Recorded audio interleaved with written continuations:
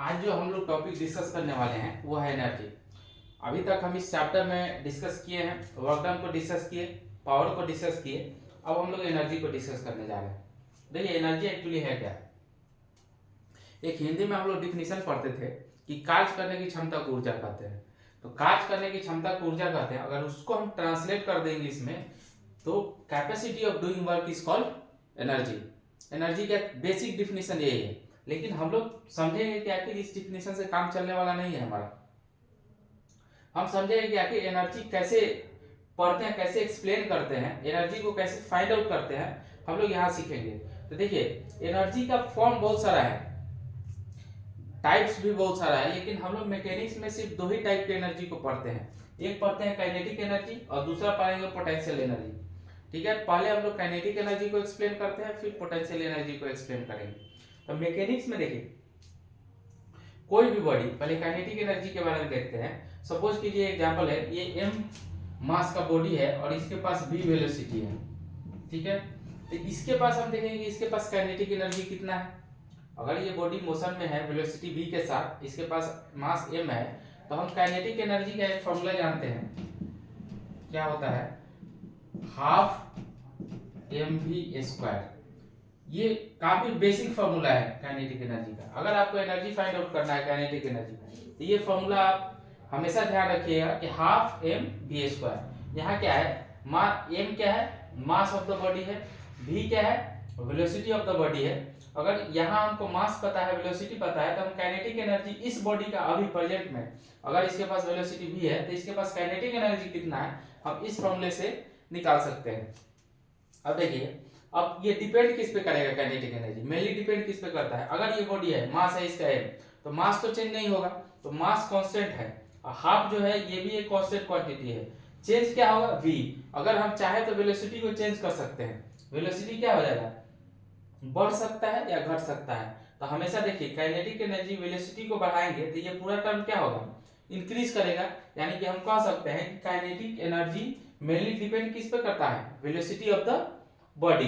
और एक दूसरा चीज समझिए क्या है कि अगर ये वेलोसिटी जीरो हो जाए, अगर ये टर्म जीरो हो जाए, वेलोसिटी जीरो हो जाए, तो ये पूरा टर्म क्या हो जाएगा, जीरो हो जाएगा।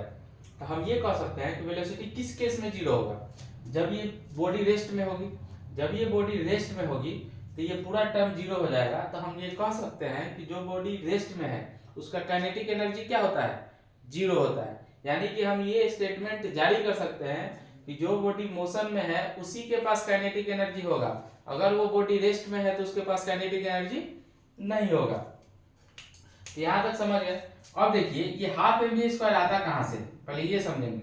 हालांकि इसका डेरिवेशन हमको पढ़ना नहीं है, लेकिन इसको हम बताएंगे कि हाफ mv² कहां से हम डिराइव किए हैं। ठीक है, पहले एक बार हम पोटेंशियल एनर्जी को डिस्कस कर लेते हैं। यहां देखिए पोटेंशियल एनर्जी,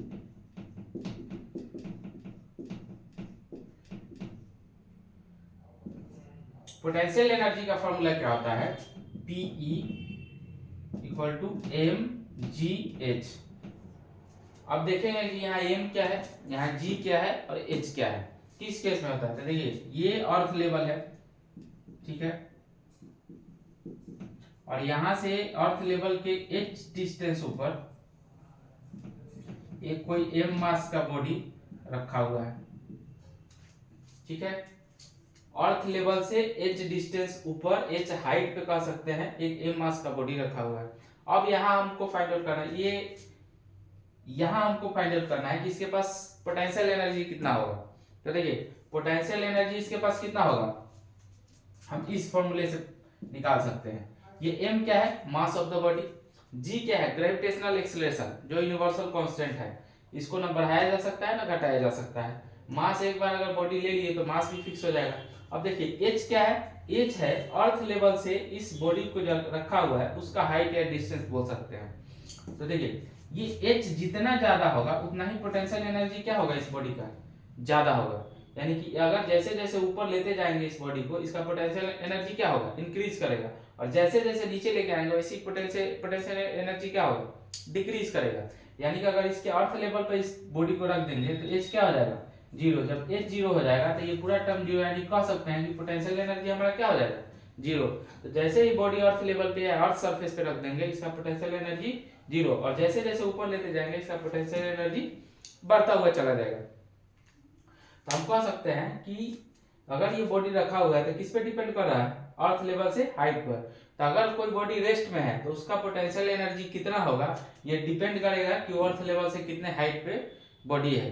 तो काइनेटिक एनर्जी अगर किसी बॉडी के पास है तो उसका मोशन में होना जरूरी है। अगर मोशन में है तभी उसके पास काइनेटिक एनर्जी होगा, अगर वो मोशन में नहीं है तो काइनेटिक एनर्जी उसके पास नहीं होगा। लेकिन पोटेंशियल एनर्जी अगर बॉडी रेस्ट में भी है तो उसके पास पोटेंशियल एनर्जी होगा। तो दोनों का, अब देखिए एक एसआई यूनिट क्या होता है एनर्जी का, जो एसआई यूनिट जो एनर्जी का होता है, जो वर्क डन का यूनिट होता है वही एनर्जी का भी यूनिट होता है, जूल। ये काइनेटिक एनर्जी का भी जूल होता है और पोटेंशियल एनर्जी का भी जूल, यानी कि एनर्जी का ऐसा यूनिट क्या होगा, जूल होगा।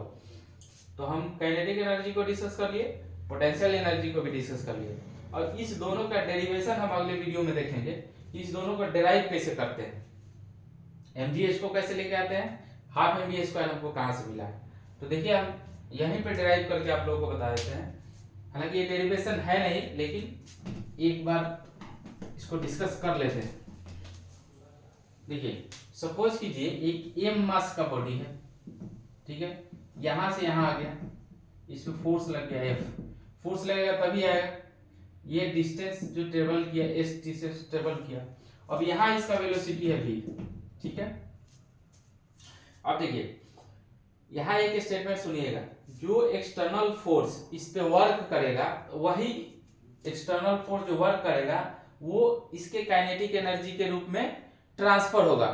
जो एक्सटर्नल फोर्स इस पे वर्क करेगा वही काइनेटिक एनर्जी के रूप में ट्रांसफर हो जाएगा। सपोज कीजिए एक्सटर्नल फोर्स F है, अगर कोई दूसरा इस पे वर्क कर रहा है, काम कर रहा है, तो क्या कर रहा है, अपना एनर्जी इसको ट्रांसफर कर रहा है। तो अपना एनर्जी जो ट्रांसफर कर रहा है वो किस रूप में कर रहा है, किस फॉर्म में यहाँ स्टोर हो रहा है, काइनेटिक एनर्जी के रूप में। तो जितना ये वर्क डन यहाँ से यहाँ आने में बॉडी का वर्क डन होगा उतना ही इसका क्या होगा, काइनेटिक एनर्जी होगा। तो हम लिख सकते हैं kinetic energy equal to total work done. अब देखिए टोटल वर्क डन, तो काइनेटिक एनर्जी, तो टोटल वर्क डन क्या होगा, F है, Fs cos थीटा जानते हैं, डिस्प्लेसमेंट कितना हुआ है S, और cos थीटा यानी कि जिधर फोर्स लग रहा है उधर ही डिस्प्लेसमेंट है, तो cos थीटा का वैल्यू क्या हो जाएगा, जीरो, यानी कि cos जीरो, तो cos जीरो का वैल्यू क्या होगा 1, यानी कि Fs, ठीक है। ये इक्वेशन नंबर 1। दूसरा इक्वेशन देखिए, इसको रफ करते हैं।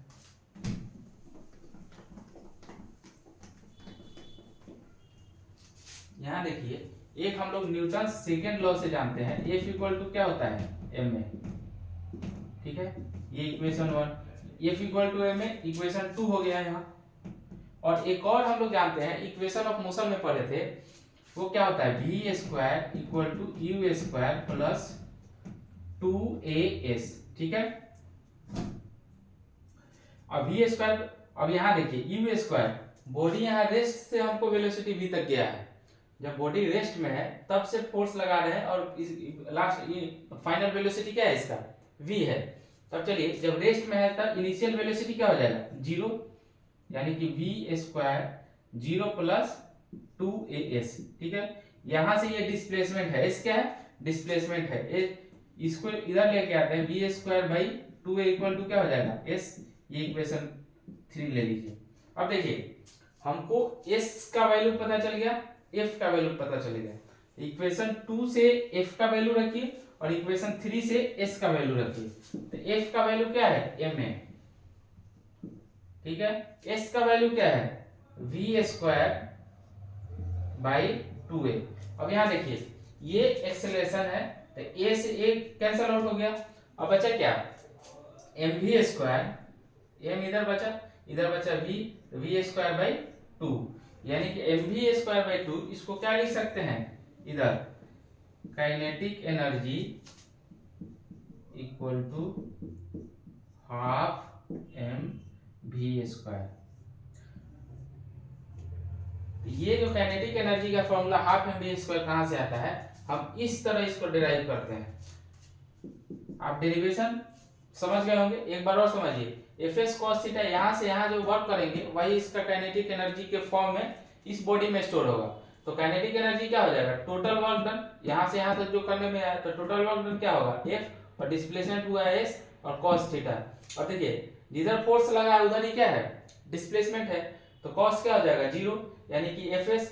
अब हम जानते हैं न्यूटन सेकंड लॉ से कि फोर्स इक्वल टू क्या होता है, मास इनटू एक्सेलरेशन, दूसरा इक्वेशन। और एक इक्वेशन ऑफ मोशन से जानते हैं कि v square equal to u square plus 2as, जहां v फाइनल वेलोसिटी है, u इनिशियल वेलोसिटी है, a एक्सेलरेशन है, s क्या है, डिस्प्लेसमेंट है।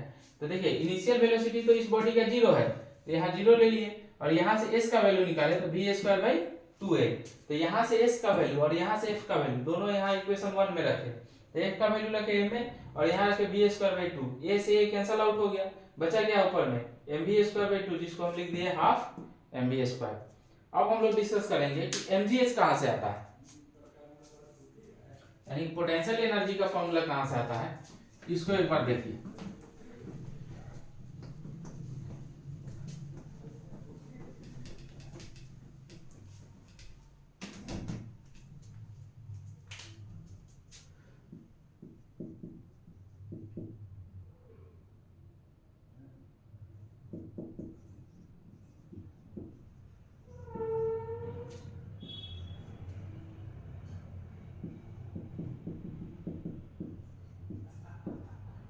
इसको हमको प्रूफ करना है। तो देखिए ये अर्थ लेवल से इस लेवल पर बॉडी है, ठीक है, ये h डिस्टेंस पे है, पहले यहाँ अर्थ लेवल पे था, यहाँ h डिस्टेंस पे लेके चले गए इसको। अब देखिए यहाँ भी यहाँ से यहाँ तक ले जाने में जो वर्क डन किया गया है वही पोटेंशियल एनर्जी के फॉर्म में इस बॉडी में क्या होगा, स्टोर होगा।